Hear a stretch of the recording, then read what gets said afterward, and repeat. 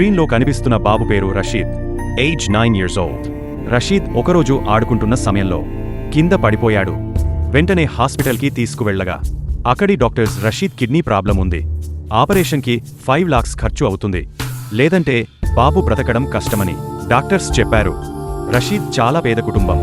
రషీద్ తండ్రి క్యాటరింగ్లో పనిచేస్తుంటాడు. అతనికి వచ్చే జీతం వాళ్లు తినడానికి కూడా సరిపోదు. అటువంటిది రషీద్ ఆపరేషన్కి 5 lakhs అంటే ఎంత కష్టమో ఆలోచించండి. పిల్లలతో కలిసి ఆడుకోవలసిన వయస్సులో రషీద్కి ఇలా జరగడం చాలా బాధాకరం.